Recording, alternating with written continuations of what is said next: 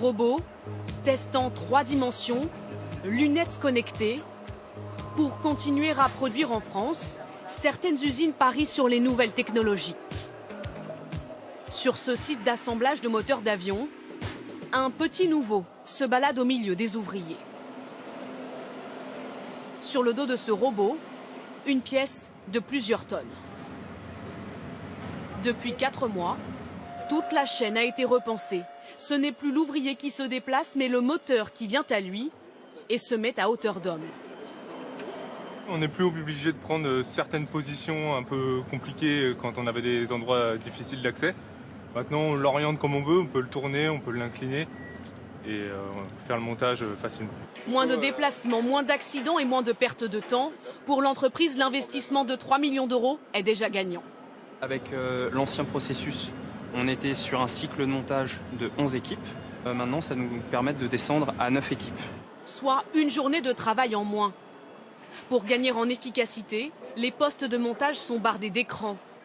Plans, schémas, chaque ouvrier s'y réfère à tout instant. De quoi simplifier le travail et augmenter les cadences. Le site produit aujourd'hui 500 moteurs par an. Il en faudra 4 fois plus en 2020. Anticiper, limiter les erreurs pour gagner en qualité. C'est le pari de cette autre usine de tracteurs à Beauvais. 80 véhicules sortent tous les jours de ces chaînes d'assemblage. Dans cette salle de réalité virtuelle, chaque poste de travail est testé avant d'être installé dans l'usine. J'attrape le marchepied, je le positionne au point de fixation, voir s'il rentre bien, s'il n'y a pas de souci d'interférence pour le montage. L'usine s'est aussi transformée grâce à ses ouvriers. Stéphane Baden a peint à la main ses carrosseries pendant plus de 20 ans.